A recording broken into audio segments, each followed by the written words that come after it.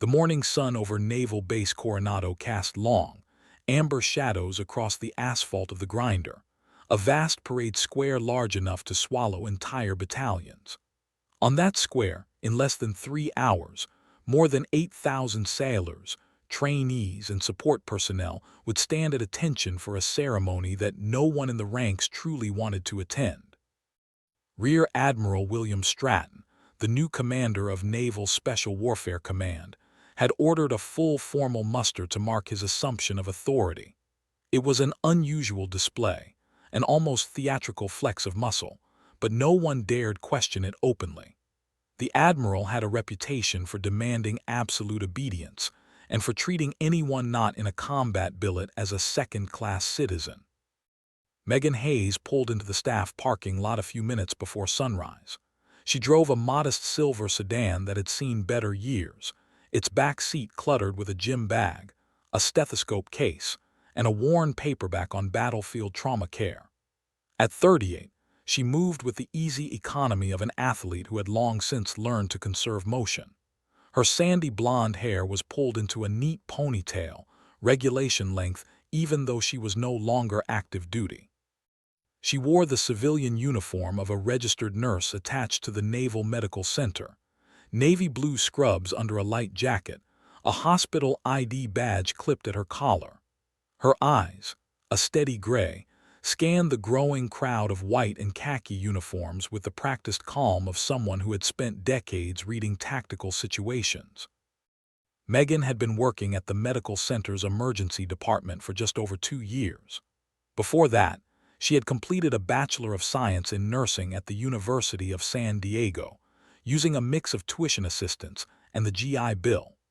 Before that, there had been a 20-year career that she almost never discussed, a career so compartmentalized that her current supervisor knew only that she was a former hospital corpsman with some expeditionary experience.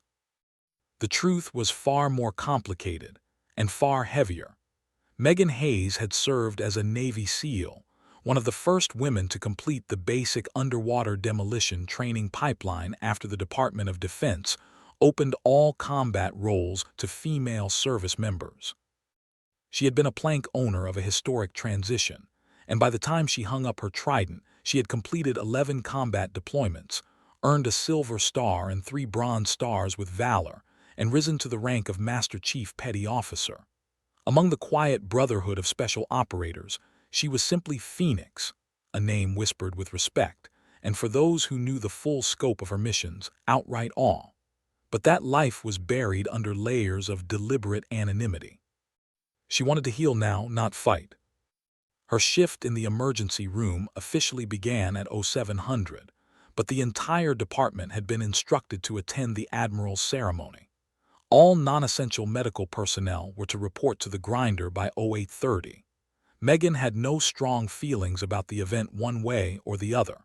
She had spent her career standing in ceremonies just like it, usually on the parade field with a rifle or a trident pinned to her chest. Now she would be just another face in the crowd of support staff, standing alongside radiology technicians, lab techs, and supply clerks. That anonymity suited her. She walked toward the medical support staging area, a roped-off section behind the main formation. The air smelled of salt and diesel exhaust, the perpetual perfume of a naval base. Gulls wheeled overhead, their cries blending with the distant cadence of instructors barking at a class of Bud S trainees somewhere beyond the dunes. Megan felt a faint twinge of nostalgia, the muscle memory of grueling surf passages and bone-cold sand, but she pushed it aside. That chapter was closed. A young corpsman named Tyler Jackson jogged up beside her, clutching a clipboard. He was 22, earnest, and still so new that his uniform creases looked like knife edges. "Ma'am, they're trying to reorganize the medical block. Some staff sergeant from the Admiral's detail says we have to move 10 yards to the left so the VIP tent doesn't block the sight line for the official photographer." Megan nodded. "Then we move 10 yards to the left." "Yes, ma'am. Some of the nurses are annoyed. They've been standing here for 20 minutes. It's a ceremony, hurry up and wait. You'll get used to it." Her voice was calm but not unkind. Tyler gave a quick nod and jogged off again, and Megan followed at a measured pace. As she approached the medical section, she noticed a cluster of officers near the reviewing stand. Among them was Rear Admiral Stratton. She recognized him from his official photograph, which had been plastered all over the base intranet for the past month. He was tall, with a lean, angular face, iron gray hair shorn close to the scalp, and eyes that seemed to be permanently narrowed in an expression of disapproval. He stood with his arms crossed, listening to a subordinate while his gaze swept the parade square as if cataloging things he intended to fix. His uniform was immaculate, every ribbon and badge precisely in place. The trident on his chest, the same gold badge Megan had once worn, gleamed in the early light. She felt no particular connection to him. The SEAL community had many faces, and she had been out long enough that most of the senior leadership were men she had never served with directly. The next hour passed in a slow choreography of last-minute adjustments. The ranks swelled. Sailors and officers in dress whites, camouflage utilities, and service khakis filled the grinder in perfect rectangles. The sound system crackled with static as technicians tested the microphones. A light breeze stirred the flags at the center pole. Megan stood with the medical team, hands clasped lightly in front of her, watching the routine unfold with the detached patience of someone who had spent years in far worse places. She allowed herself a moment of reflection. It had been a difficult transition from active duty to civilian nursing, not because of any lack of skill, but because she had to learn to care for people without the constant hum of operational urgency. In the teams, every patient was a brother, every wound a possible catastrophe. In the ER, she dealt with car accidents, heart attacks, children with broken arms, elderly veterans with pneumonia. The stakes were different but no less real. She found a strange peace in the work, a way to channel her need to serve without carrying a weapon. It was her redemption, though she would never use that word aloud. Her thoughts were interrupted by a sharp voice. "You there, nurse?" Megan turned. A Marine Corps gunnery sergeant from the Admiral's security detail was pointing at her. His face was florid, jaw tight. "The Admiral wants the medical team staged closer to the reviewing stand. He wants the staff visible. Move your people now." Megan regarded him without flinching. "We were instructed by the base protocol office to remain here, behind the formation. If the Admiral wants us relocated, we need that in writing or direct confirmation from the protocol lead." The gunny's eyes widened. He was not accustomed to pushback from a civilian nurse. "Ma'am, I don't think you understand. This comes straight from the Admiral's personal staff. We don't have time for paper.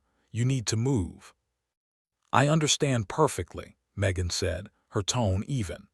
"But the medical team is composed of essential emergency response personnel. If we're repositioned without coordination, it could delay our response time in the event of a heat casualty or any other medical emergency. I'm not refusing.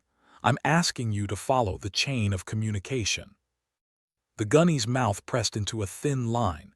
He pulled out a radio and spoke in clipped tones. Megan waited, her expression unchanged. She could feel the tension of the nurses behind her, a low hum of anxiety. After a moment, the gunny received a response and turned back to her, his face hard. "Fine, stay here, but the Admiral will hear about this." "Understood," Megan said. She did not add that she had endured far more threatening encounters in her life. The gunny stalked off and she turned back to her team. "Everyone stay hydrated. We'll be standing a while." The incident was small, a trivial clash of wills, but it settled in Megan's stomach like a drop of ink in water. She had seen that kind of authoritarian bluster before, the kind that equated asking a clarifying question with insubordination. It was a leadership flaw, and a dangerous one at that. She let out a slow breath and returned her gaze to the reviewing stand, where the Admiral was now speaking to his aides. She had a feeling, honed by years of reading people in high-stress environments, that today might not be as routine as she had hoped. By 08:45, the formation was complete. The morning had grown warmer, the marine layer burned away to reveal a hard blue sky. The grinder was a sea of uniforms, 8,000 souls standing rigid under the weight of tradition. At the head of the formation, the reviewing stand was draped in bunting, the American flag snapping in the breeze. Megan stood near the rear of the medical section, partially obscured by a tall paramedic. She had no desire to be seen. The ceremony began with the usual ritual, the arrival of the official party, the national anthem, the invocation. A Navy band played the service songs with practiced precision. Then Rear Admiral Stratton stepped to the podium, and the mood in the ranks seemed to tighten, a collective holding of breath. Stratton's voice boomed across the grinder, amplified by speakers that made his words echo off the surrounding buildings. He spoke of honor, commitment, and the sacred duty of special operations. He talked about how naval special warfare needed to return to its roots, to shed the bureaucratic fat that had accumulated over 2 decades of sustained combat. He used words like warriors and sheepdogs, and the thin line between civilization and chaos. It was a speech designed to inspire, but beneath the rhetoric, Megan detected something else, a sharp, almost contemptuous edge toward anyone who wasn't an operator. He mentioned support personnel briefly, almost as an afterthought, and then plunged into a litany of changes he intended to implement, including stricter physical standards for all personnel assigned to the command, regardless of billet. Megan listened, her face neutral. She had heard versions of that speech for years. It was the anthem of the operational purist, the belief that only those who pulled triggers mattered. She knew that world intimately. She also knew it was built on the backs of thousands of maintainers, medics, intelligence analysts, and supply specialists who never got a mention. The arrogance was familiar, but the public contempt was a warning sign. Then Stratton's tone shifted. He announced that he was directing a new policy of random medical fitness checks across all support units. He wanted to ensure that everyone assigned to the command was capable of withstanding the rigors of a high-tempo operational environment. He stated that he would personally conduct an inspection of the medical readiness records, starting immediately. I want the senior medical representative for the base emergency services to come forward right now and present a summary of the current readiness status of all non-operational personnel, not a pre-briefed officer. I want the person who actually does the work, front and center. A murmur rippled through the formation. The command's medical officer, a full captain, was seated on the reviewing stand, visibly flustered. He leaned toward the Admiral and whispered something, but Stratton waved him off. I want the senior line medic or nurse who handles the day-to-day. I'm not interested in PowerPoint presentations. I want the ground truth. Tyler, the young corpsman, looked at Megan with wide eyes. The medical section stirred with confusion. There was no designated senior medical representative for a ceremony. Megan knew that the Admiral's gesture was either a spontaneous test of readiness or, more likely, a calculated public humiliation of the medical department, which he probably viewed as bloated. She had witnessed leaders use such ambush tactics to assert dominance. It was cheap theater. No one moved. The silence stretched, heavy and awkward. Megan could see the command master chief on the stand scanning the medical block, his face a mask of controlled frustration. Several nurses exchanged panicked glances. The base protocol team had no plan for this. Then the Admiral's voice cut through again, sharper this time. I said I want the senior medical representative out here. Now, is this the kind of responsiveness I can expect from my medical support? Someone stepped forward. Megan felt a cold clarity settle over her. She was not the department head, not the chief nurse, not any kind of official representative. She was a staff RN, but she was also the person with the most operational medical experience in that entire block, even if no one knew it. She had treated gunshot wounds under fire, performed cricothyroidotomies in helicopter cabins, stabilized teammates while mortars rained down. The ER had her listed as a clinical nurse III, but her judgment and composure under pressure were not in question. She stepped forward, Behind her, someone gasped softly. Tyler whispered, "Hayes, no, wait for the OIC," but she was already walking. She emerged from the medical section and walked steadily toward the reviewing stand. The path was long, a narrow corridor between rigid ranks. She felt 8,000 pairs of eyes on her back. She had walked in front of troops before, but never like this, never in a civilian nurse's uniform with no rank, no trident, nothing but her own spine. As she approached the stand, she stopped at the proper distance and looked up at the Admiral. He was studying her with an expression of mild surprise, as if he had expected someone more visibly weathered, more obviously military. Megan was fit but not imposing, a woman of average height with calm gray eyes and a quiet face. She looked exactly like what she was, a competent nurse. "Ma'am, are you the senior medical representative here?" Stratton's voice dripped with skepticism.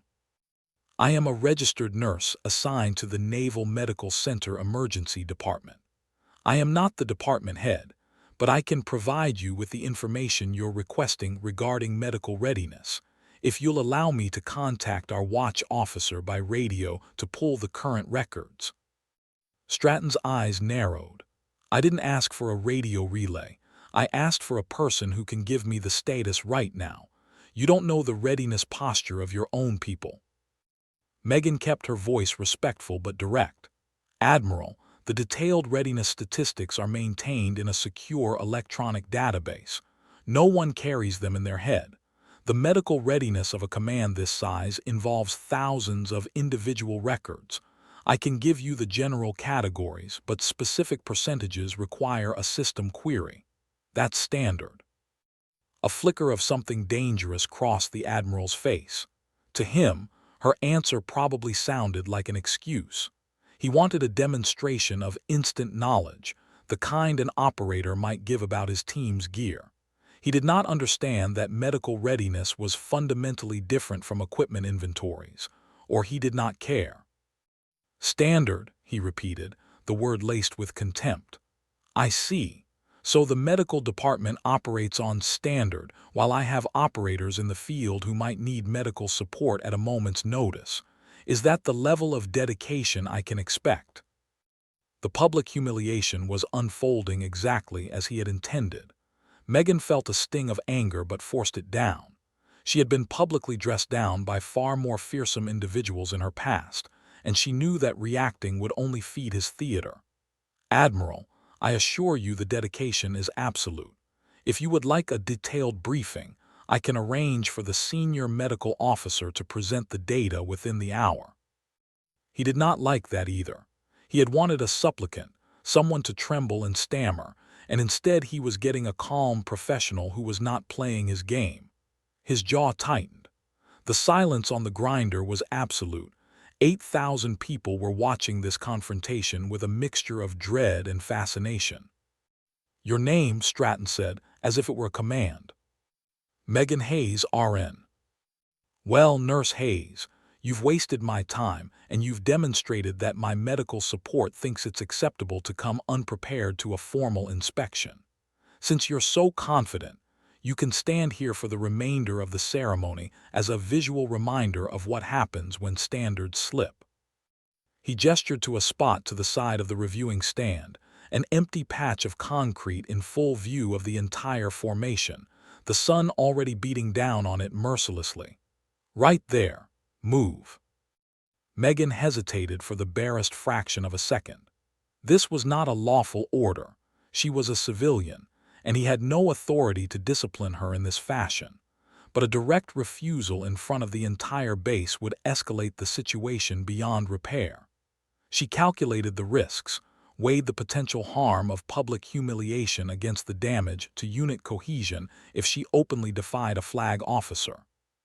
With a slow breath, she walked to the indicated spot and stood at ease, hands clasped behind her back, her face betraying nothing. The ceremony continued. The Admiral returned to his speech, but the atmosphere had shifted. The earlier annoyance had curdled into something ugly. A demonstration of raw power that unsettled even the most hardened veterans in the crowd. Megan stood motionless, the sun warming her shoulders. She could hear the whispers in the ranks, the faint rustle of discomfort. She focused on her breathing in and out, a rhythm she had learned in the cold Pacific surf years ago. This was not the worst thing she had endured, not by a long shot. But the worst thing was still to come. An hour passed. The ceremony dragged on, speeches giving way to a pass-in review, the stomp of boots on asphalt reverberating like a slow heartbeat. Megan's legs ached slightly, but she remained still. Her face gave away nothing. She could feel the glances of the passing troops, some curious, some sympathetic, some confused. She did not meet their eyes. She stared at a fixed point on the distant sea wall, her mind a calm pool. Finally, the formation began to disperse. The plan was for a controlled departure, units marching off the grinder in sequence. The Admiral stepped down from the reviewing stand, surrounded by his aides and a cluster of senior officers. He was speaking animatedly, clearly still agitated. Megan saw the command master chief lean in and say something, but Stratton waved him away. Then the Admiral's gaze fell on Megan again. She was still standing in her designated spot, waiting for the order to fall out. She had determined to stay there until formally dismissed by someone in her chain of command, no sense creating another conflict. But Stratton took her stillness as defiance, or perhaps he simply wanted a final target for his frustration. He strode toward her, his aides scrambling to keep up. The grinder was still crowded with departing troops, thousands of sailors and officers funneling toward the exits, but a bubble of space formed around the confrontation as people stopped to watch. The Admiral's face was flushed, the color high on his cheekbones. He stopped 3 feet from Megan, close enough that she could smell the faint starch of his uniform. "Did I not make myself clear?" he said, his voice low but carrying. "The ceremony is over. Why are you still standing here like a statue?" Megan replied, "I was awaiting dismissal, sir. I was placed here by your order, and I didn't want to assume permission to leave." The words were perfectly neutral, but they seemed to enrage him. Perhaps he saw a subtle mockery, a hidden insolence. Or perhaps he was simply a man who had been surrounded by yes-men for so long that any answer other than abject apology felt like an attack. His hand moved so fast that no one had time to react. The slap was open-palmed, a sharp crack that split the air. His hand connected with the left side of her face, snapping her head to the side. Pain flared across her cheekbone, a bright, hot shock. She stumbled half a step but did not fall. The sound echoed across the suddenly silent grinder. Thousands of sailors froze in place. The world seemed to stop. Megan's mind went white for a moment, then snapped into crystalline focus. She straightened slowly, her cheek already reddening, and met the Admiral's eyes. She did not speak. She did not cry out. She simply looked at him, and in that look was something that made the Admiral's aides step back. It was not anger. It was a profound, soul-deep disappointment, the kind of look a warrior gives to someone who has just dishonored everything the uniform stands for. Stratton seemed to realize in that suspended instant that he had made a catastrophic mistake. But pride is a powerful anesthetic. He drew himself up, his eyes flicking to the silent crowd, and said loudly, "That is what happens when you disrespect a flag officer. Now get out of my sight." Megan did not move for a long moment. Then, with the same steady composure she had shown all morning, she turned and walked away. The crowd parted for her. She walked through the silence with her head up, her left cheek throbbing, her mind already cataloging the witnesses, the sequence of events, the precise words spoken. She was no longer just a nurse. She was a master chief retired, a SEAL who had bled for her country, and she knew exactly what she had just seen and exactly what to do about it. The walk back to the medical section felt like a mile. When she reached her colleagues, Tyler was white-faced, his hands trembling. Several nurses rushed to her, their voices overlapping with shock and outrage. "We have to report this," someone said. "We have to call security. That was assault." Megan raised a hand and the clamor quieted. Her voice was calm, almost gentle. "I'm all right. I need everyone to stay focused. We're still on duty. But I want each of you to write down exactly what you saw while it's fresh. Time, words, actions. Do it now." They stared at her, stunned by her composure, but they obeyed. Someone handed her an ice pack and she pressed it to her cheek, the cold biting against the heat of the slap. She watched the grinder emptying, the Admiral's entourage disappearing into a building. The damage was done. The catalyst was lit.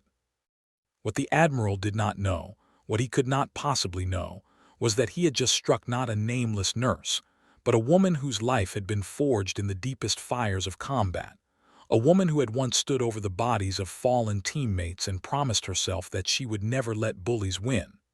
He had just slapped a legend, and the reckoning would be profound. The hours immediately following the incident were a blur of controlled chaos. Megan allowed herself to be escorted to the medical center's urgent care clinic, where a physician she knew well, a middle-aged Navy commander named Dr. Patricia Moore, examined her cheek with quiet fury. The skin was already turning an angry shade of purple, a distinct hand-shaped welt rising along the bone. Dr. Moore took photographs from multiple angles, her hands steady even as her jaw tightened. "This is battery, Megan. You know that, right?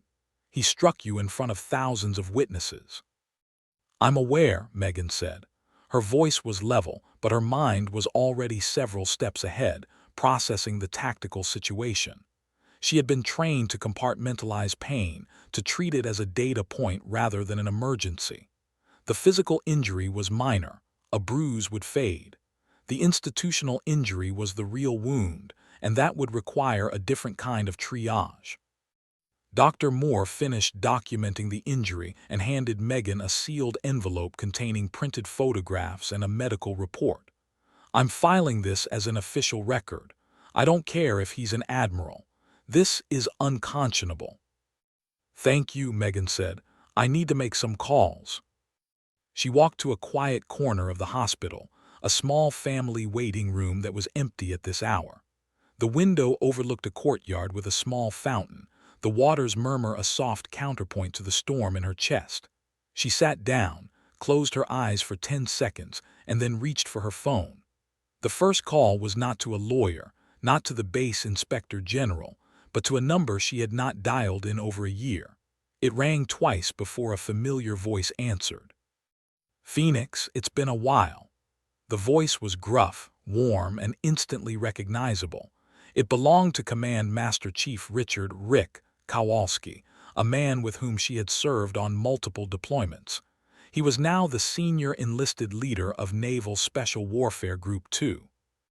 "Rick, I need to tell you something, and I need you to listen without interrupting until I'm done," she said. There was a pause. Kowalski knew her well enough to recognize the steel beneath the calm. "Go ahead."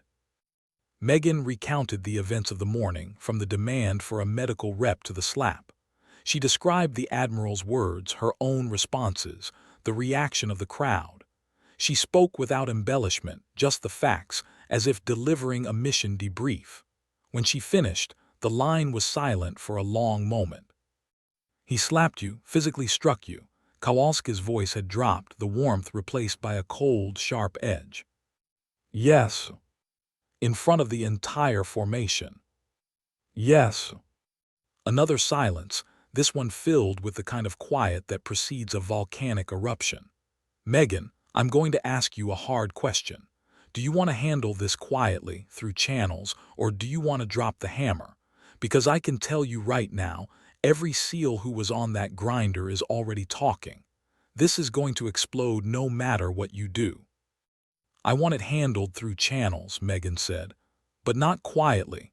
I want a full investigation. I want the record to reflect exactly what happened. He needs to be held accountable, Rick.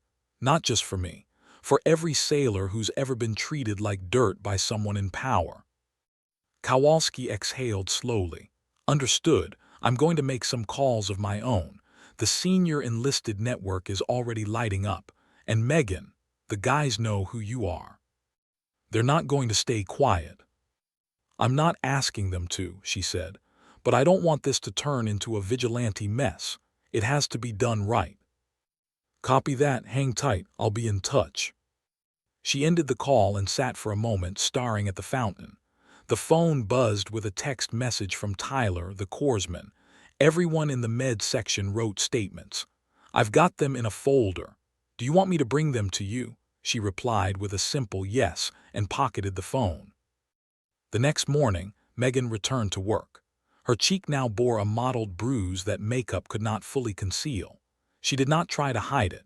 She walked into the emergency department with the same quiet composure she always carried, but the atmosphere was different.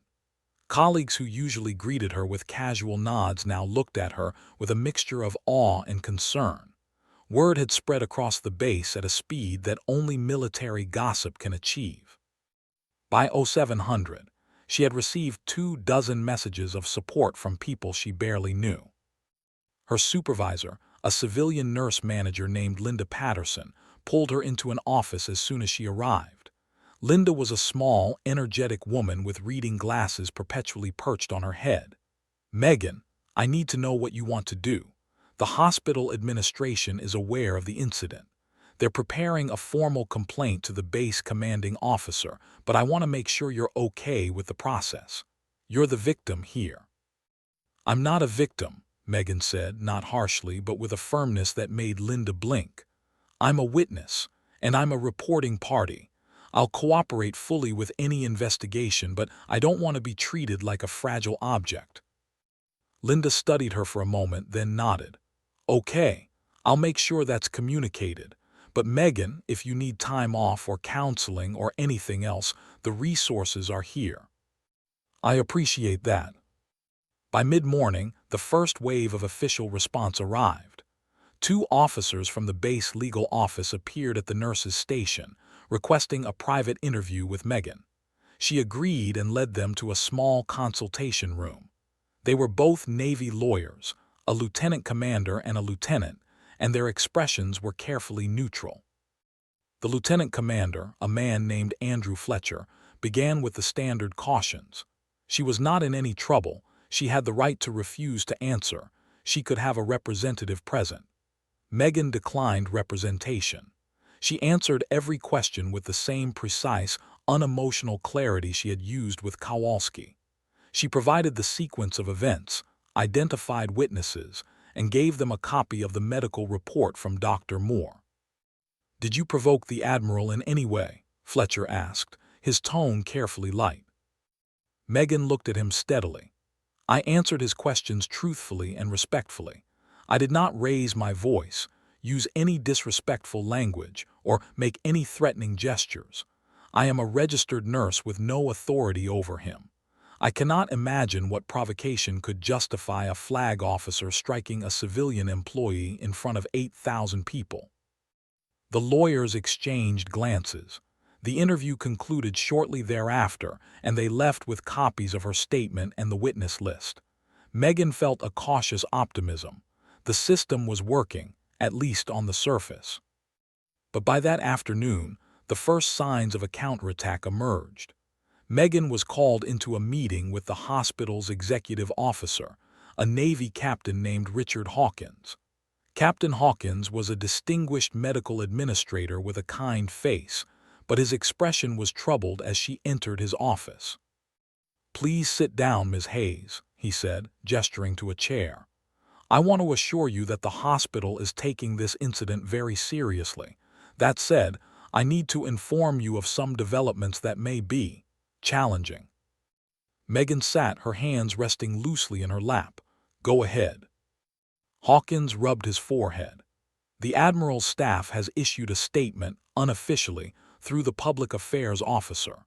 They're characterizing the event as a momentary physical contact during a tense discussion, and suggesting that you were insubordinate and disrespectful. They're also raising questions about your employment history and your suitability for your position." Megan felt a chill. "My suitability? I've been working here for over 2 years with exemplary evaluations." "I know, and your immediate supervisors support you completely. But the Admiral's team is pushing a narrative that you have a history of challenging authority, and they're digging into your background. They've already filed a request for your military records." For the first time since the slap, Megan's composure cracked, just slightly. Not from fear, but from a deep, weary recognition of how these games were played. They're trying to discredit me before the investigation even begins." "That's what it looks like," Hawkins admitted. "I'm telling you this because I believe you deserve to know. I also want to warn you that the Admiral's staff has a lot of influence. They may try to paint you as a troublemaker, someone who has a vendetta against the command. You need to be prepared for that." Megan nodded slowly. She thought of her DD-214, her service record, the chest full of medals and citations locked in a footlocker in her apartment. The Admiral's team was about to open a door they would deeply regret opening, but she did not say that. Instead, she said, "Thank you for the warning, Captain. I'll be prepared." The next few days were a masterclass in institutional gaslighting. Megan continued to work her shifts, treating patients with the same skill and compassion she always had, but the undercurrents were impossible to ignore. Anonymous comments appeared on the base's internal social network, hinting that a civilian nurse had acted out of line at the ceremony and was now playing the victim. A rumor circulated that she had a history of filing complaints, that she was a disgruntled former service member with an axe to grind. None of it was true, but truth was a fragile thing in the face of a determined smear campaign. Then came the meeting with the Inspector General's office. An IG investigator, a sharp-eyed woman named Commander Julia Reyes, sat down with Megan in a sterile conference room.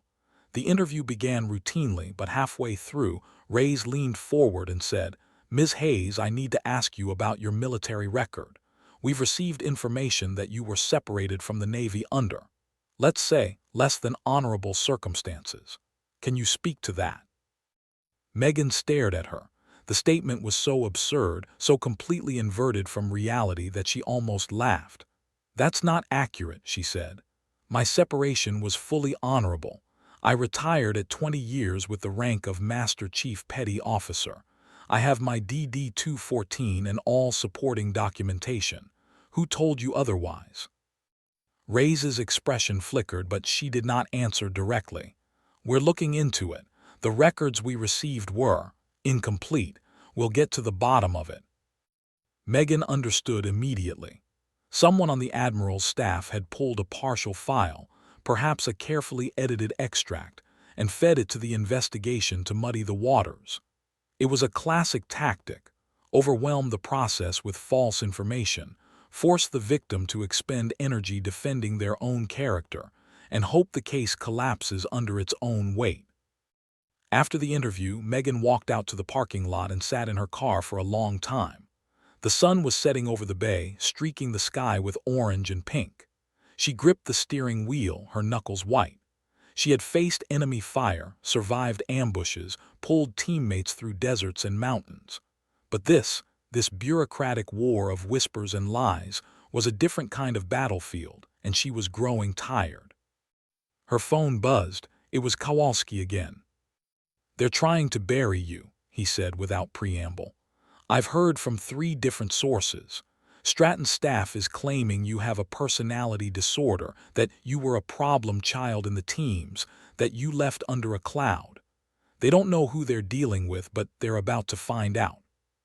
"What are they finding?" Megan asked. "Your file, the real one.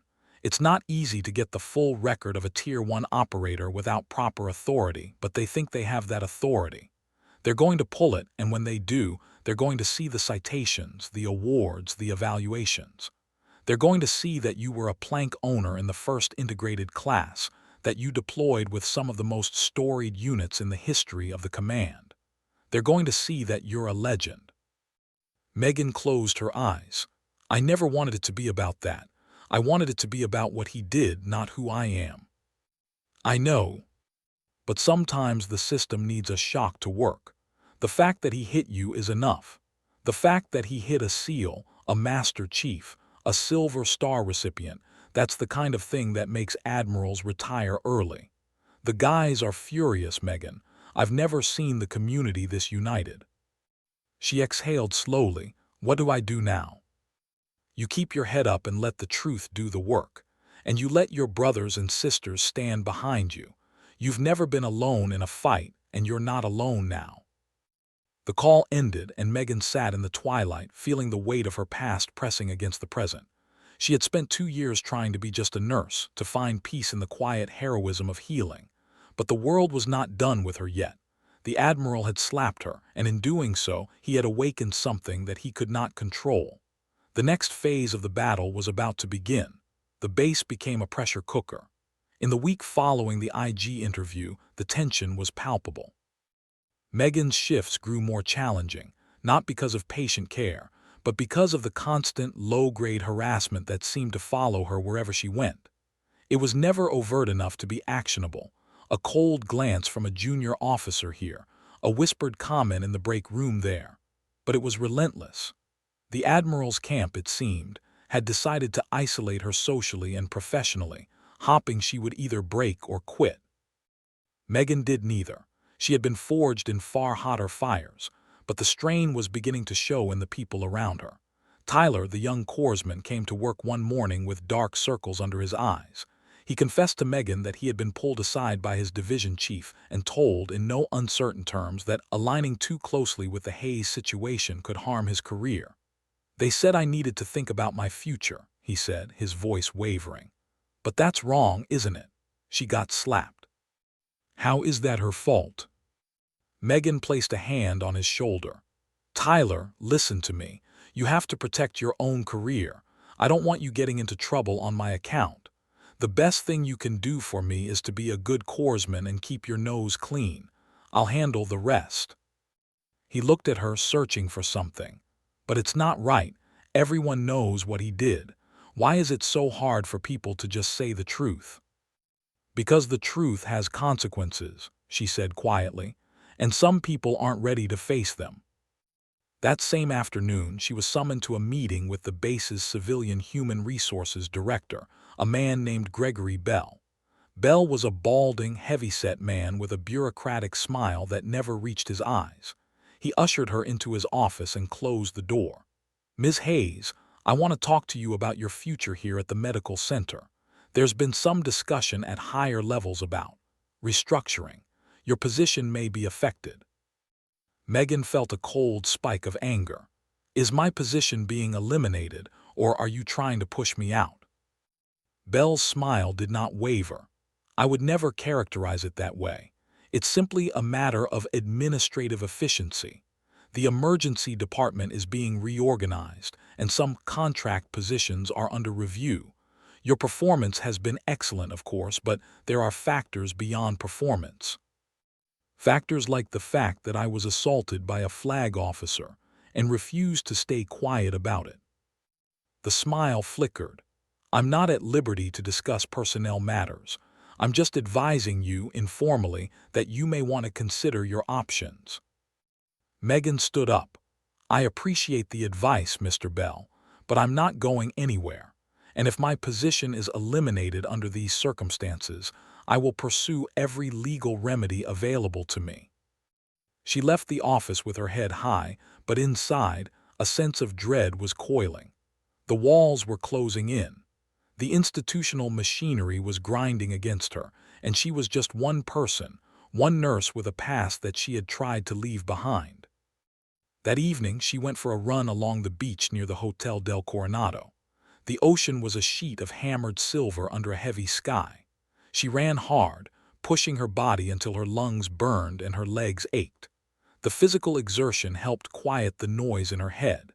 She thought about the men and women she had served with, the ones who had not come home, the ones who had given everything. She thought about the promise she had made to herself after her last deployment, a promise to live a life of service without violence, to build rather than destroy. That promise was being tested in ways she had never anticipated. When she returned to her apartment, a small one-bedroom in Imperial Beach, she found a package on her doorstep. It was a plain brown box with no return address. She opened it carefully, half expecting something unpleasant, but inside was a folded flag, the same kind of flag that had draped her father's coffin years ago. Pinned to the fabric was a note in handwriting she recognized immediately. "Phoenix, you are not forgotten. The silent ones stand with you. Burn this note. R."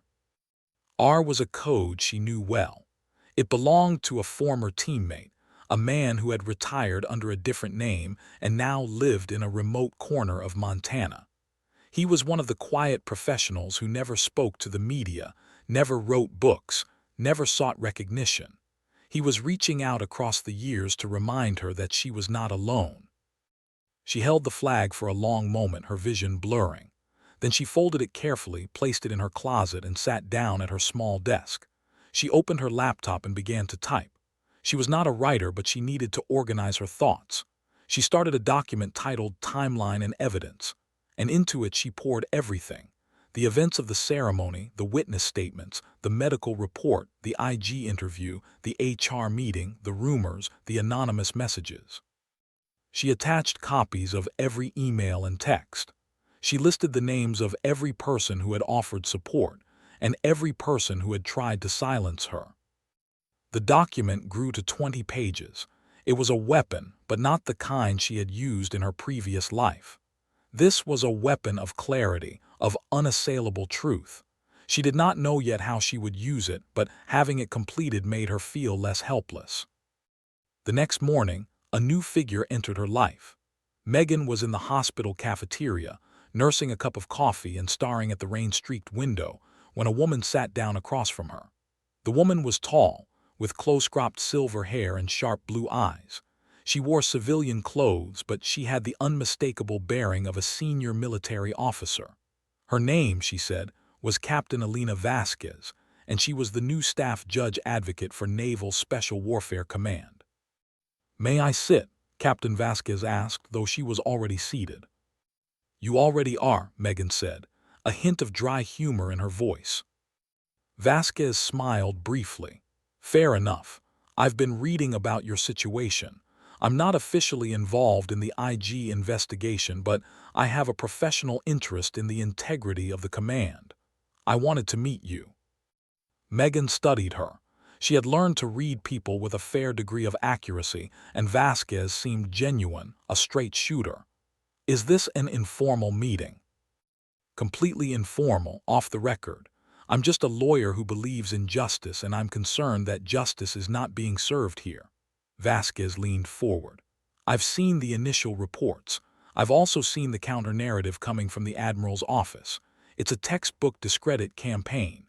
They're trying to make you look unstable, a liar, a malcontent. The problem they have is that their narrative is full of holes, and I suspect you know exactly where those holes are." Megan considered her words carefully. "I'm not trying to wage a public relations war. I just want an honest investigation." "Honest investigations are rare when the accused holds a star," Vasquez said. "I'm going to give you some advice, not as a JAG officer, but as someone who has seen this movie before. You need allies. Not just moral support, but institutional allies. People who can force the system to work. Do you have anyone like that?" Megan thought of Kowalski, of the network of SEALs who were already stirring. "I might." "Good, use them. And if you need legal advice, my door is open unofficially." Vasquez stood up, gave a small nod, and walked away. Megan watched her go, a faint spark of hope kindling in her chest. That hope was tested again within hours. Megan returned to the ER for her afternoon shift and discovered that her access to the electronic medical records system had been suspended. She stood at the nurse's station, staring at the error message on the screen, while a junior IT technician fumbled with his tablet. "It's some kind of administrative hold," he said. "I don't have the authority to lift it. You'll need to talk to HR." Megan's jaw tightened. Suspending her system access was a direct attack on her ability to do her job. It was petty, vindictive, and possibly illegal. She called Gregory Bell's office but was told he was in a meeting. She called Linda Patterson, who was furious. "This is absurd. I'm calling the CIO right now. You're one of our best nurses, and they're treating you like a security risk." An hour later, the access was restored. No explanation was given, but the message had been delivered. They could reach into her professional life and disrupt it at will. Megan documented the incident in her timeline file and continued working. Her patients that day included a young sailor with a severe allergic reaction, an elderly veteran with chest pain, and a little girl who had fallen off her bicycle. Megan treated each one with her usual calm expertise, the rhythm of care soothing her frayed nerves. During a quiet moment, she stepped into a supply closet and allowed herself a few seconds of private weakness. She pressed her palms against the cool metal shelves and took deep, shuddering breaths. The isolation, the constant low-grade warfare, was grinding her down. She missed the clarity of combat, the simplicity of knowing who the enemy was. This shadow fight was exhausting in a way that bullets and bombs had never been. But she did not cry. She had not cried in years, not since the night she held a teammate's hand as he slipped away in a field hospital in Afghanistan. Tears felt like a luxury she could not afford. Instead, she straightened her spine, smoothed her scrubs, and walked back out to the floor. Later that day, Tyler approached her with a flash drive. "I collected all the witness statements," he said, his voice low. "There are 47 of them, people from the med section, some corpsmen from other units who were in the formation, even a couple of the band members. They all saw what happened. I've organized them by name and contact info. I didn't tell anyone I was giving this to you." Megan took the drive. "Tyler, if anyone finds out you did this, you could be in serious trouble." He shrugged, a gesture that reminded her painfully of young operators she had once mentored. "It's the right thing to do. I have to believe that counts for something." She nodded and slipped the drive into her pocket. "It counts for everything, thank you." That night she sat at her computer and reviewed the statements. 47 accounts, all consistent. Witness after witness described the slap, the sound, the Admiral's words, her own composed response. Several noted that she had done nothing to provoke the assault. One statement from a petty officer in the Public Works Department included a detail that made Megan's breath catch. After the nurse walked away, the Admiral turned to his aide and said, "That'll teach her to know her place." Several of us heard it. She saved that statement with a special marker. If it was true, it was devastating evidence of premeditated intent. The isolation continued, but now Megan had a growing arsenal of truth. She knew the storm was coming, and she knew that when it broke, it would be fierce. The Admiral's camp was pushing harder, unaware that they were driving her not into retreat but into a position of strength. She was not just a nurse. She was a master chief, a SEAL, a tactician who knew how to win battles against superior forces, and she was about to remind the world of that fact. The breaking point arrived on a gray Thursday morning, 2 weeks after the ceremony. Megan came to work to find a formal letter waiting in her mailbox, a thick envelope with the seal of the Naval Medical Center's Human Resources Department. She took it to a private room, her hand steady but her heart beating a little faster. The letter informed her that her position as a contract-registered nurse was being eliminated due to restructuring, effective in 30 days. It was signed by Gregory Bell. She read the letter 3 times. The language was carefully crafted to avoid any hint of retaliation, but the timing and context left no doubt. She was being fired for the crime of being assaulted. The absurdity of it was almost too much to process. She set the letter down and stared at the wall, a wave of cold fury washing over her. For 2 years she had poured herself into this job. She had come in on her days off, stayed late when the ER was slammed, mentored younger nurses, and treated every patient with the same fierce dedication she had once given to her teammates. She had believed that this was her new mission, her new way to serve. And now it was being ripped away because a powerful man could not control his temper, and the system designed to protect her was actively working to destroy her. She reached for her phone and dialed Kowalski. When he answered, she said only, "They're firing me." Kowalski listened to the details, and when she finished, his voice was dangerously calm. "I'm going to make a call to someone who can help, a retired captain who used to be the force judge advocate. His name is Sam Granger. He's a pit bull. I want you to talk to him." "I can't afford a lawyer like that." "You're not paying. The community is taking care of this. Just talk to him." An hour later, Megan was on a video call with Samuel Granger, a man with a shock of white hair and eyes that missed nothing. He listened to her story from beginning to end, asking precise questions, taking notes on a legal pad. When she finished, he set down his pen and said, "You have a very strong case. The slap itself is assault and battery. The subsequent actions, the defamation, the attempts to discredit you, the retaliatory termination, these are all separate causes of action. But I want to be honest with you. Suing a flag officer in federal court is a war. It will take years and it will consume your life. Are you prepared for that?" Megan did not hesitate. "I am, but I don't want money. I want accountability. I want him to never be able to do this to anyone else." Granger nodded slowly. "That's the right motivation. Now there's another angle. I've been hearing chatter about your military record. I know who you are, Hayes. I looked you up. You're not just a nurse. You're a decorated combat veteran with a file that would make most SEALs weep with envy. The reason the Admiral's people haven't fully discredited you yet is that they haven't been able to get their hands on your full record. They've only seen the unclassified summary.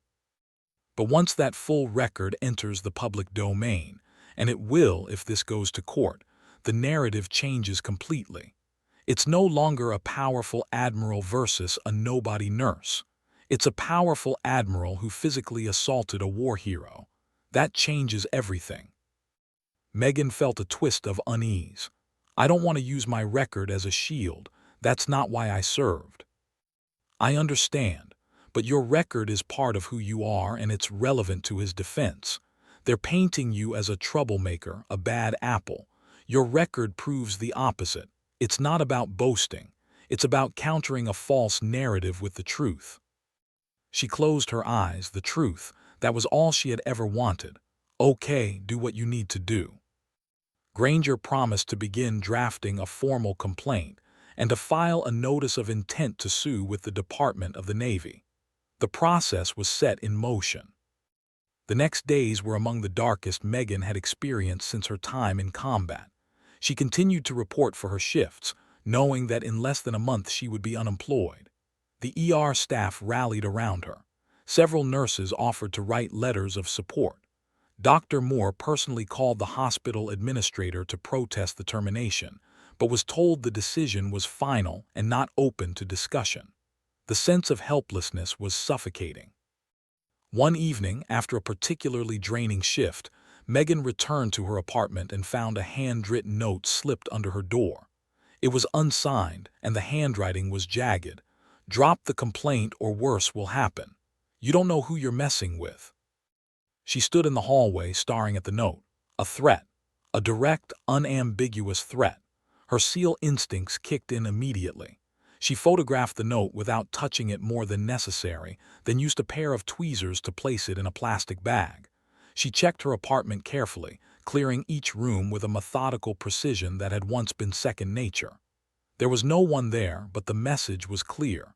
Someone was afraid enough to resort to intimidation. She reported the threat to the base security office, but the response was tepid. The officer who took her report seemed almost bored, as if this was an expected part of the process. Megan knew she could not rely on base security for protection. She called Kowalski again and told him about the note. His response was immediate and fierce. "I'm putting a protective detail together. Off-duty guys, volunteers. You won't know they're there, but they'll be there." "Rick, that's not necessary. I can take care of myself." "I know you can. That's not the point. The point is that you're not facing this alone. Let us do this for you."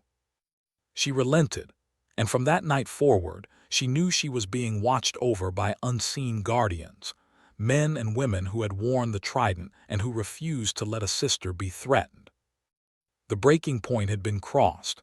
Megan's life, which she had carefully rebuilt around peace and healing, was now fully engulfed in a war she had not chosen. But she had made her decision. She would not run. She would not hide. She would stand and fight with every tool at her disposal, including the past she had tried to leave behind. The time for quiet endurance was over. The time for action had begun. The first official strike in Megan's counteroffensive came on a Tuesday morning, 9 days after the termination letter. Samuel Granger filed a comprehensive legal complaint with the Department of the Navy's Office of the Inspector General, accompanied by a 70-page appendix of evidence. The complaint alleged assault, battery, defamation, retaliation, and creation of a hostile work environment. It named Rear Admiral William Stratton personally, as well as several members of his staff and the HR Director Gregory Bell. Granger also filed a separate civil tort claim, reserving the right to sue for damages in federal district court if the administrative process failed. The evidence packet was devastating. It contained the 47 witness statements, the medical photographs, the timeline Megan had constructed, copies of the threatening note and the base security report, and, most critically, a redacted summary of Megan's military service record. That summary, carefully compiled by Granger with Megan's authorization, did not reveal classified details but made clear the following facts.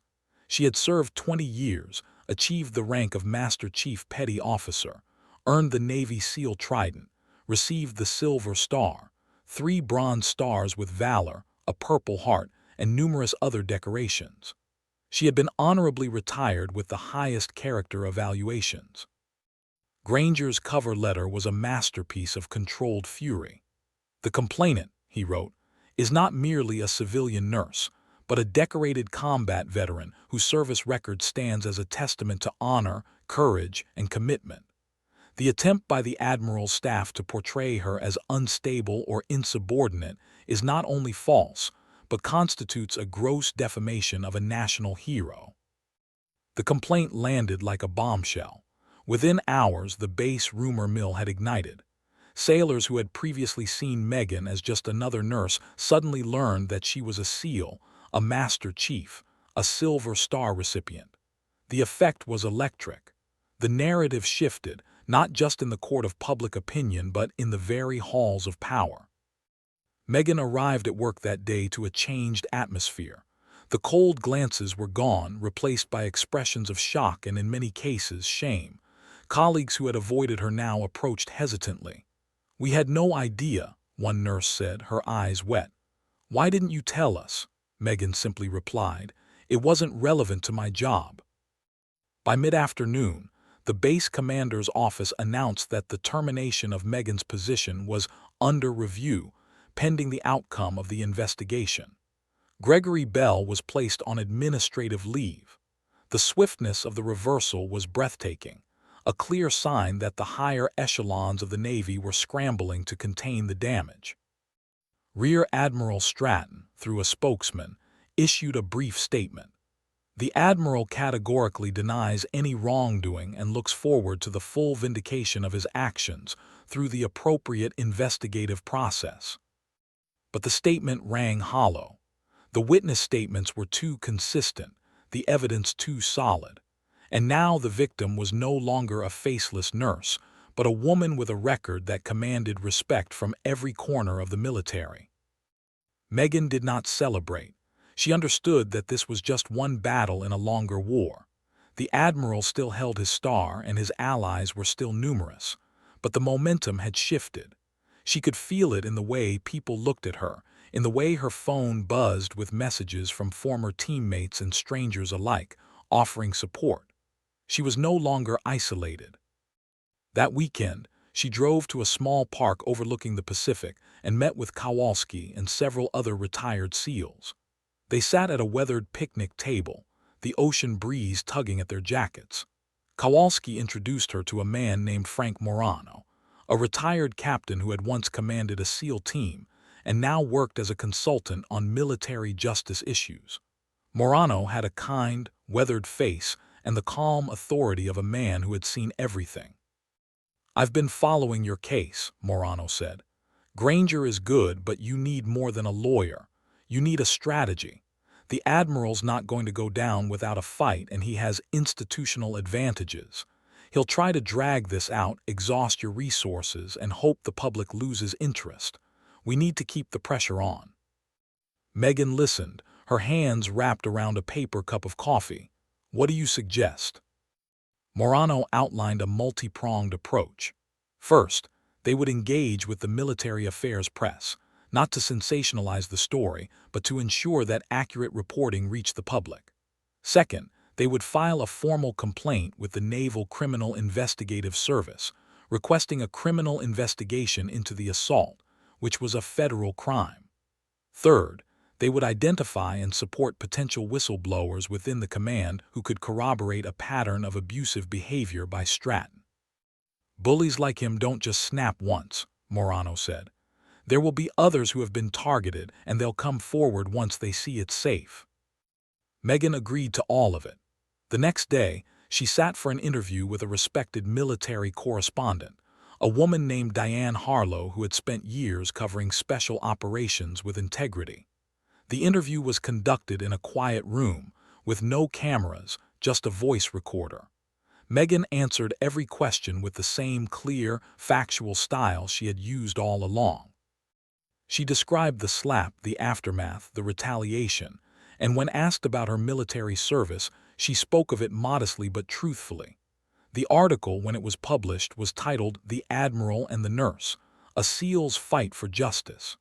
It went viral within the military community and beyond. The response was overwhelming. Letters and emails poured into the base commander's office, into the offices of Congress, into the Pentagon. Veterans organizations issued statements of support. A group of retired flag officers published an open letter calling for a thorough and transparent investigation. The pressure became impossible to ignore. Then came the whistleblowers. First one, then three, then 7 former and current staff members of the Admiral's command came forward with accounts of verbal abuse, intimidation, and a toxic culture of fear. One former yeoman, a young woman who had left the Navy 2 years earlier, described being reduced to tears in front of her colleagues after a minor administrative error, and then being told that if she complained, no one would believe her. These accounts, compiled and delivered to the IG, painted a picture of a man who had long used his authority to bully and belittle. The fight back was working. Megan could see the walls closing in on Stratton from multiple sides, but she also knew that cornered animals are the most dangerous, and she remained vigilant, her protective detail a quiet shadow wherever she went. The downfall of Rear Admiral William Stratton began not with a single dramatic event, but with a cascade of consequences that stripped away his power layer by layer. It started with a phone call from the Chief of Naval Operations to the Commander of Naval Special Warfare Command's immediate superior, a 3-star admiral who had initially defended Stratton. The conversation, as later recounted, was brief and brutal. "I don't care what you think you know. Fix this. Now." Within days, Stratton was ordered to take administrative leave pending the completion of the investigations. The command was placed under the temporary leadership of the deputy commander, a respected 1-star with a calm temperament. The acting commander's first official act was to reinstate Megan Hayes's position at the medical center, with full back pay and a formal apology from the hospital administration. Gregory Bell was terminated from his HR role, and an internal audit of his decisions was launched. But the most significant development came from the Naval Criminal Investigative Service. NCIS had opened a full criminal inquiry into the assault, interviewing dozens of witnesses and reviewing every scrap of evidence. The agent in charge was a seasoned investigator named Special Agent Daniel Reese, a former Marine with a quiet, relentless manner. He sat across from Megan in a secure interview room and asked her, "Ms. Hayes, I need to know, are you willing to testify under oath about everything you've described?" "I am," she said. "I've told the truth from the start." Reese nodded, making a note. "Good, because we've uncovered evidence that suggests this was not the first time the Admiral has used physical force against a subordinate. We've found 2 previous incidents that were hushed up, one involving a junior officer and one involving an enlisted aide. Both victims were pressured into staying silent. We'd like to talk to them, but they're scared. Your willingness to come forward is giving them courage." The revelation did not surprise Megan. She had suspected that Stratton's behavior was part of a pattern. Bullies rarely strike only once. She gave Reese her full cooperation and provided him with a copy of her timeline and evidence file, which he called one of the most comprehensive victim documentation packages I've ever seen. The public dimension of the case continued to grow. News outlets ran follow-up stories, and several retired SEALs gave anonymous interviews describing a culture of discipline that abhorred the kind of behavior Stratton had displayed. The slap was an aberration, one retired operator said. That's not who we are, and the fact that he did it to a SEAL sister makes it 1,000 times worse in our community. The term SEAL sister caught fire. It encapsulated the bond that special operators felt, a bond that transcended active duty and retirement. Megan began receiving tokens of solidarity from across the country: challenge coins, letters, a hand-carved wooden trident from a veteran's workshop. She kept them in her apartment, a small museum of support that reminded her why she was fighting. Meanwhile, Stratton's defense began to crumble. His legal team, a high-priced civilian firm, attempted to challenge the witness statements by arguing that the slap was a reflexive action triggered by perceived insubordination. But the sworn accounts of 47 witnesses contradicted that narrative completely. One young sailor, an aviation mechanic who had been standing near the front of the formation, gave a deposition that was particularly damaging. I saw the Admiral's face. He wasn't surprised or reactive. He looked angry but controlled. He pulled his hand back and swung deliberately. It wasn't a reflex. Another witness, a chief petty officer, testified that he heard the Admiral's remark about knowing her place and was so disturbed that he wrote it down immediately in his notebook. The notebook was entered into evidence.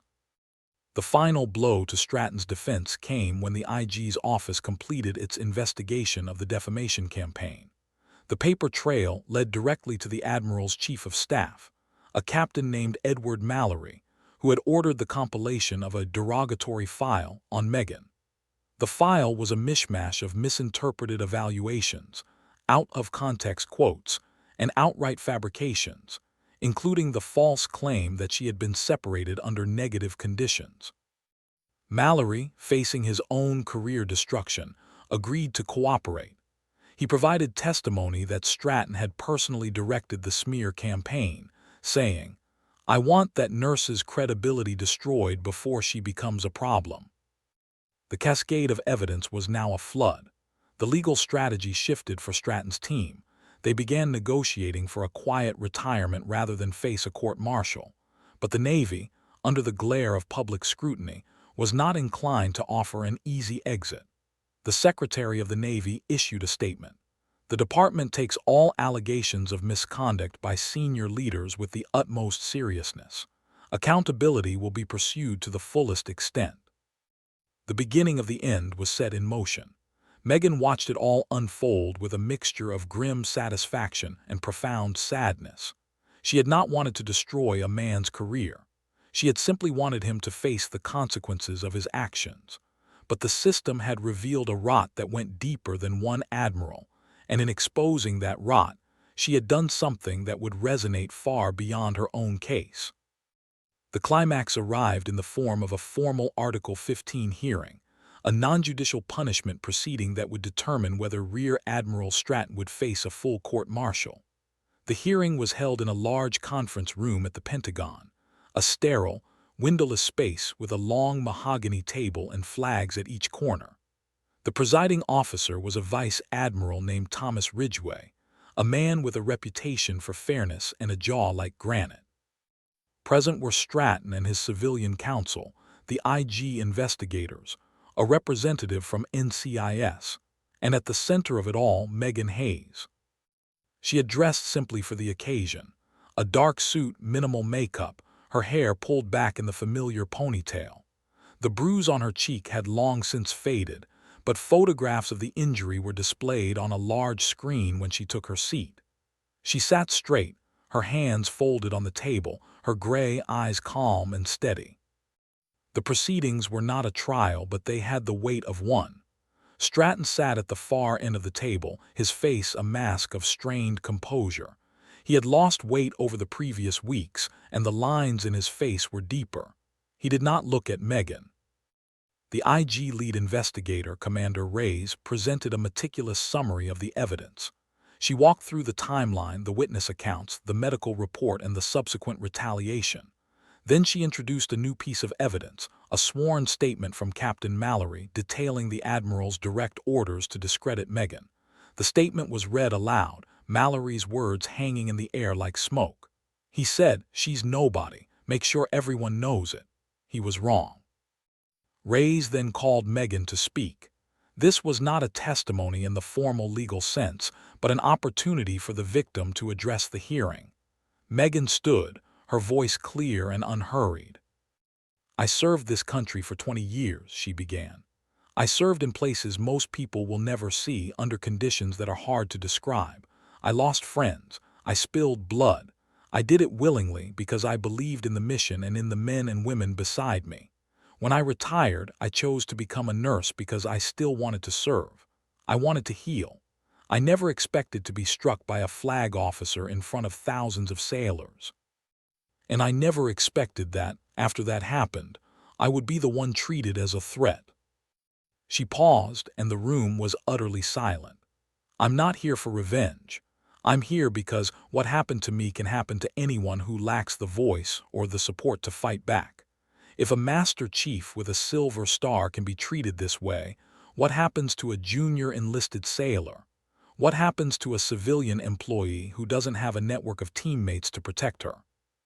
I'm here to ask that this command takes a stand, not just for me, but for everyone who has been bullied by power and told to stay silent.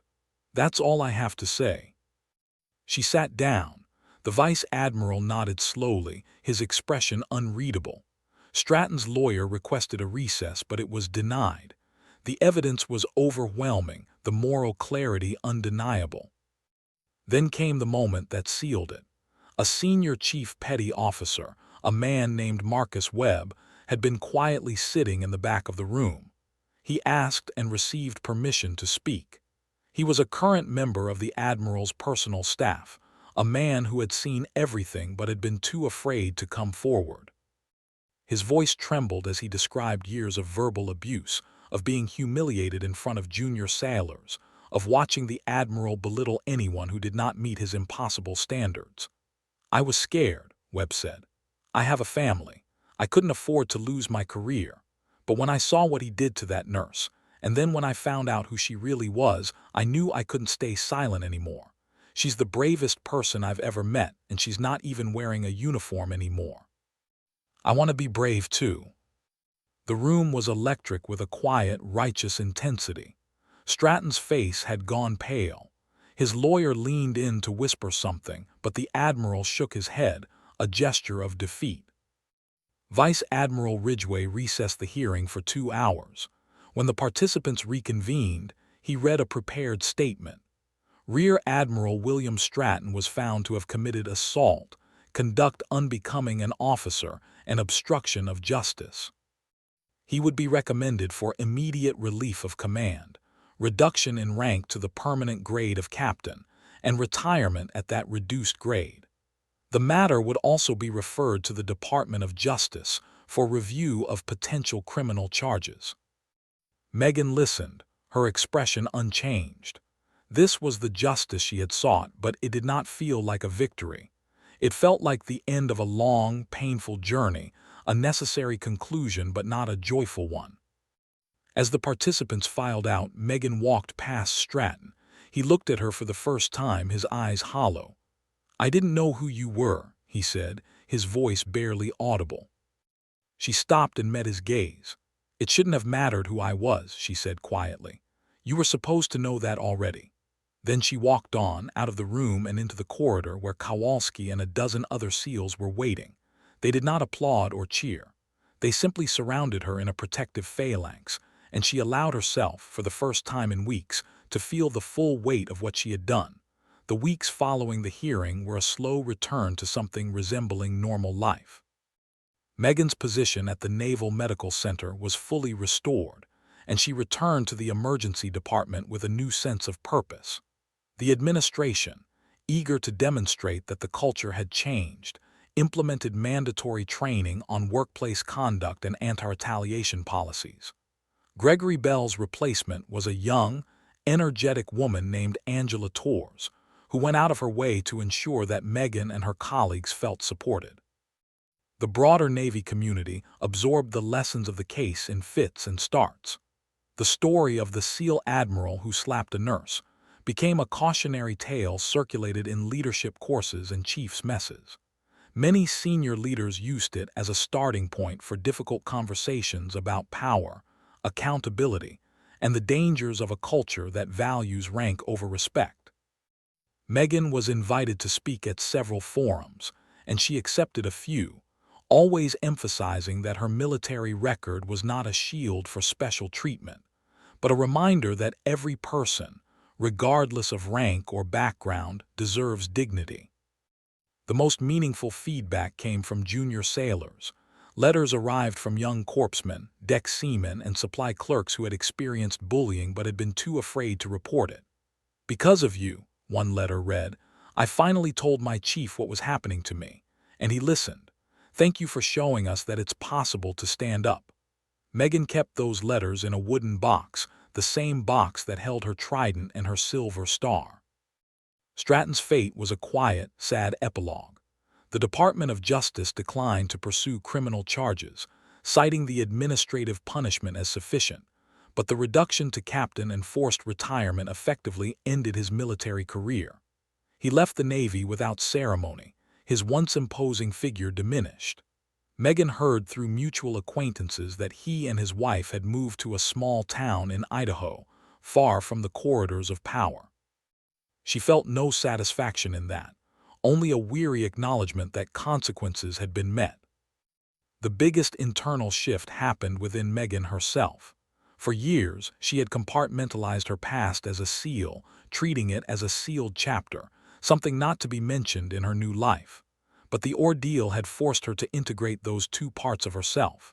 She was, and always would be, both a warrior and a healer. The false choice between them dissolved. She began to speak more openly with her colleagues about her experiences, not as a way to assert authority, but to bridge the gap between the operational world and the support world. She mentored young veterans transitioning to medical careers, using her own story as proof that it was possible to carry wounds and still bring light. One evening, she walked along the beach at Sunset Cliffs, the sky a blaze of red and gold. She found a spot on a bench and watched the waves crash against the rocks below. A figure approached, a young woman in running gear, her face vaguely familiar. It took a moment for Megan to recognize her. It was one of the whistleblowers, the former yeoman who had testified about Stratton's abuse years earlier. Her name was Jessica. "I hoped I'd run into you," Jessica said, slightly out of breath. "I wanted to thank you. I've been carrying that weight for so long. Seeing you stand up made me feel like I wasn't alone anymore. I started counseling and I'm thinking about going back to school. I just thank you." Megan looked at her, seeing the same fragile bravery she had seen in so many young teammates. "You did the hard part," she said. "I just opened the door. You walked through it." They talked for a while, two women shaped by the same institution, wounded by the same kind of arrogance, now beginning to heal. When Jessica left, Megan remained on the bench, the breeze cool on her face. She thought about the chain of events that had led to this moment. A slap, a silence broken, a truth told. It had cost her dearly, but it had also given her something she had not known she needed. The knowledge that her voice mattered, not because of her medals, but because she had used it in defense of others. The sun slipped below the horizon and the first stars appeared. Megan stood up and walked back to her car, her footsteps steady on the path. She had a shift in the morning and there would be patients to care for, young sailors with injuries and fears, elderly veterans with stories, children with scraped knees. She was ready. She was whole. As she drove home, her phone buzzed with a message from Kowalski, a photo of a new class of Bud S graduates standing in the surf, their faces raw with exhaustion and triumph. The caption read, "This is why we fight." She smiled, a quiet, private smile, and tucked the phone away. The road stretched ahead, dark and smooth, and she drove toward the lights of the city, carrying with her the quiet certainty that she had done the right thing, and that the right thing, however hard, was always worth doing. She was and would always be a nurse, a SEAL, a survivor. And in the end, that was enough.